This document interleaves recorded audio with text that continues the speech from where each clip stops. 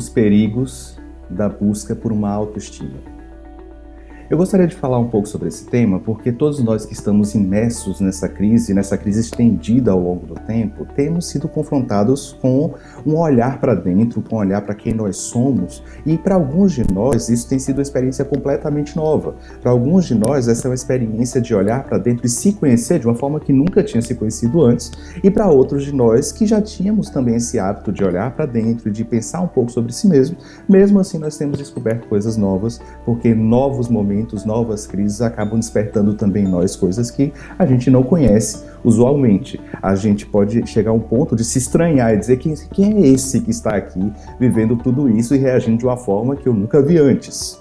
Bom, no meio desse cenário de uma tentativa de autocompreensão, de autoconhecimento, existe um certo protagonismo que há na mídia e também na psicologia e em diversos outros campos acerca do papel da autoestima no desenvolvimento pessoal. E diversas pessoas têm procurado elevar a sua autoestima, aumentar a sua autoestima como uma forma de lidar com esse momento de crise que todos nós estamos vivendo.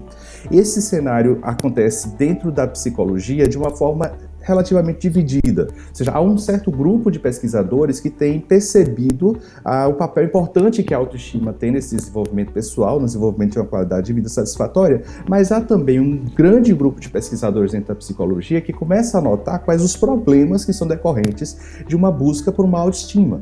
Ora, vamos pensar juntos que a autoestima aqui pode ser considerada como esse estado de pensamentos e sentimentos positivos que nós temos acerca de nós mesmos. Quando nós dizemos que alguém tem autoestima ou que gosta de si, nós estamos, na verdade, falando de um conjunto de experiências subjetivas que essa pessoa tem sobre si mesma. Então, essa pessoa pensa coisas positivas e sente coisas positivas sobre si. E quando encontra, por exemplo, maus pensamentos sobre si mesmo, como eu sou uma pessoa terrível, eu sou uma pessoa que faz muitas coisas erradas, e eu não sou merecedor de algo, então em uma busca por autoestima, ela tenta modificar esses pensamentos sobre si mesma, a fim também de que os seus sentimentos sobre si possam ser modificados e que ela possa ter uma estima, um gostar, um sentir-se bem acerca de si mesmo de maneira mais elevada. Então essa busca por esse conjunto de estados subjetivos sobre si mesmo, que a gente chama de autoestima, tem de fato assumido um protagonismo grande. Mas eu gostaria de falar sobre isso no contexto cristão e no contexto da história de Jó, que é um livro específico da Bíblia, do Velho Testamento, dentro daquele grupo de textos que são chamados de poéticos, e que nos fala muito sobre esse tema. Mas antes de ler qualquer trecho de Jó, eu gostaria de contextualizar um pouco o fato de que eu nasci dentro de uma igreja cristã, eu nasci dentro de uma igreja batista, e desde criança que eu ouço falar sobre a história de Jó. Bom, mas na minha cabeça de criança, a história de Jó ela era organizada da seguinte forma. Existe Deus e o diabo conversando em um cenário inicial, e eles estabelecem uma certa disputa acerca da vida ou da retidão de Jó. E esse Jó era um homem que era extremamente justo, alguém que fazia coisas muito corretas, e a partir dessa disputa de Deus e o diabo sobre a integridade de Jó, sobre a vida de Jó, é permitido que Jó perca boa parte dos seus bens. Mas mais do que isso, que ele perca também a sua família, que ele perca também a sua própria saúde, a tal ponto é que nem a sua esposa mais consegue ficar perto dele, e ele acaba perdendo tudo e se reduzindo a um estado que Jó nunca tinha passado antes. E na minha cabeça de criança, a história se desenrola assim até o ponto em que é dito, e nisso tudo Jó não peca, ou seja, nisso tudo Jó não perde a sua retidão, não perde a sua justiça, ele continua seguindo, e chega um ponto em que Deus lhe restitui tudo em dobro, como uma certa recompensa pela sua justiça, e a partir dessa restituição de tudo em dobro, a Jó exclama uma parte que talvez seja a parte mais conhecida do livro de Jó, de que antes, Senhor, ele conversando com Deus, os meus olhos não te viam, eu só ouvia falar de você, mas hoje os meus olhos conseguem te ver. Na minha cabeça de criança era assim que a história era organizada. Mas certamente um olhar mais cuidadoso para a história de Jó não sustenta esse tipo de interpretação. Eu gostaria de usar o livro de Jó para iniciar essa conversa sobre autoestima e os perigos da busca por uma autoestima. Tenho plena convicção que não vou conseguir fazer isso em um vídeo apenas, então eu vou iniciar com esse vídeo, mas provavelmente na próxima semana nós continuaremos conversando um pouco sobre autoestima e uma espiritualidade integralmente saudável. Mas vamos lá. Então você já conhece pelo menos um esboço da história de Jó, e de fato acontece isso com ele. Jó perde tudo que ele tem e ele continua se mantendo num estado de retidão, de integridade, até o ponto em que algo diferente acontece. E aí não é mais a doença que se abate sobre Jó apenas, não é apenas a perda dos seus bens financeiros que se abate sobre Jó, mas agora os amigos de Jó vêm conversar com ele, e esses amigos o veem nesse estado e começam a ter com ele diálogos que são cada vez mais interessantes e cada vez mais tensos também. Porque na concepção dos amigos de Jó, se ele está passando por aqueles problemas, é porque ele provavelmente deve ter errado em alguma coisa. E esses amigos de Jó começam a dizer para ele que ele precisa identificar quais foram os erros dele, porque na cabeça dos amigos de Jó, Deus é um Deus que retribui as coisas. Então, que se Jó está passando por coisas ruins, é porque ele necessariamente ele fez coisas ruins. Isso a gente vai notar ao longo do livro que não é necessariamente verdade. Só que essa intervenção dos amigos é muito importante porque toca na ferida de Jó. Então, se Jó até então, tendo perdido finança, família, relacionamentos, tudo, se Jó ainda assim não peca, ou seja, ainda assim não atenta contra a sua própria integridade, quando os amigos de Jó tocam na autoimagem de Jó, a coisa muda de figura. E eles começam agora a falar sobre isso. E Jó, pela primeira vez no livro, começa a falar de uma maneira completamente diferente. Você já percebeu essa experiência no seu mundo, fora do livro de Jó? O quanto que às vezes nós temos pessoas que são boas pessoas, que são bons cristãos, que são bons religiosos, e elas dão esmola, e elas contribuem, e elas querem ajudar todo mundo, mas que quando chega uma crítica à sua própria imagem, essas pessoas saem do sério, e essas pessoas começam a se comportar de uma maneira que elas nunca tinham se comportado antes. Você já percebeu isso? Pessoas que têm um autoconceito sobre si tão alto que quando são acusadas de alguma coisa, a crítica é praticamente destrutiva daquele relacionamento. Algo semelhante começa a acontecer com Jó. E Jó começa a responder de uma forma que nós estranharíamos pelo fato de que a gente conhece a história de Jó por outras fontes. Mas deixa eu ler um trechinho de Jó 27 para vocês. Isso aqui é a resposta de Jó aos seus amigos e também a Deus, a partir da acusação dos seus amigos. Pelo Deus vivo, que me negou justiça, pelo Todo-Poderoso que deu amargura para minha alma, enquanto eu tiver vida em mim e enquanto eu tiver o sopro de Deus em minhas narinas, meus lábios não falarão maldade, a minha língua não vai proferir nada que seja falso, eu não darei razão a vocês. Olha a ênfase de Jó onde é que está. Eu não darei razão a vocês, a minha integridade eu não vou negar nunca, até a morte eu vou manter a minha retidão e eu nunca vou deixar a minha retidão. Enquanto eu viver, a minha consciência não me repreenderá. E aqui há o ponto-chave. Enquanto eu viver, a minha consciência não vai me repreender. Enquanto eu viver, os meus pensamentos não vão falar coisas ruins sobre mim.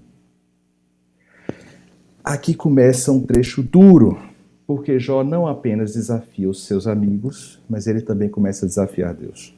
Seus amigos insistem um pouco, dizendo: Jó, você está sendo orgulhoso.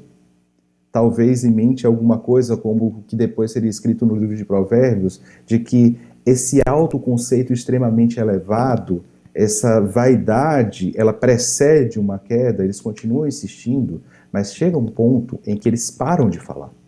Porque Jó já não permite que eles falem nada. E Jó começa então a desafiar não mais os amigos, mas a desafiar Deus. E ele diz: por que Deus não desce aqui para falar comigo? Porque, vamos fazer assim, Deus apresenta os argumentos dele para mim, eu apresento os meus argumentos para Deus, e eu quero ver Deus mostrar que eu estou errando em alguma coisa. Então, Deus, vem aqui falar comigo, por que você não marca a hora? Olha o ponto em que chegou. Por que Deus não marca a hora do julgamento para que eu possa trazer as minhas razões para ele? Nesse ponto é que acontece um ato extremamente amoroso de Deus. E é nesse ponto que a gente percebe que o livro de Jó não se trata de uma disputa entre Deus e o diabo sobre a vida de um homem íntegro, mas se trata de um ato extremamente amoroso de Deus para mostrar para Jó o que estava travancando o seu desenvolvimento pessoal.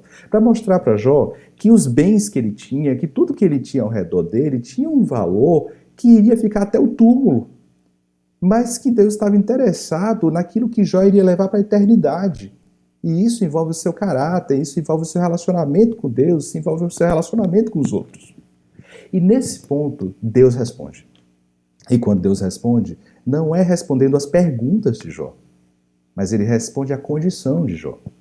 E aí Deus começa a mostrar para Jó que a cognição de Jó que o entendimento de Jó, que ele tanto valoriza, não consegue abarcar o tamanho do mundo. E que Jó está se arrogando a condição de julgar sobre coisas que ele não vai entender nunca.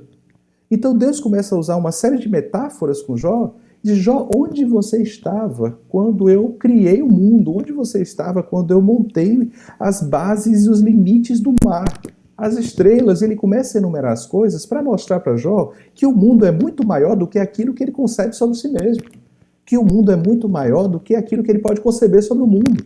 E que essa autoestima extremamente elevada que Jó tinha era destrutiva porque afastava ele de olhar para si como parte desse mundo tão gigantesco e não como peça central desse mundo tão gigantesco.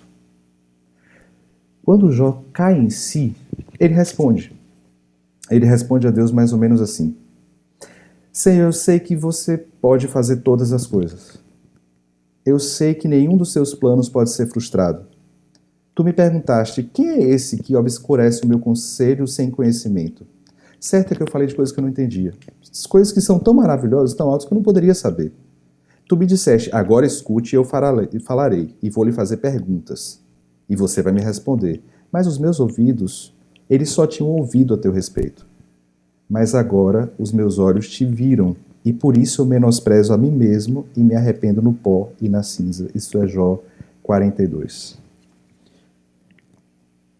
Jó começa a perceber aqui algo que é essencial para a nossa saúde mental. Você já ouviu falar do mito de Narciso?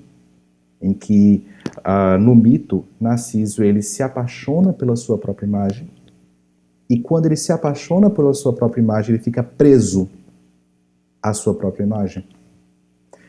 Jó percebeu isso. Jó percebeu que os olhos dele não viam Deus porque os olhos dele estavam fixados demais na sua própria autoimagem. A nossa busca por autoestima frequentemente faz com que nós nos dediquemos tanto à nossa própria imagem que a gente cesse os relacionamentos com o outro e com Deus. Com Jó, os relacionamentos com os amigos foram quebrados imediatamente. O relacionamento com Deus quase escorrega também.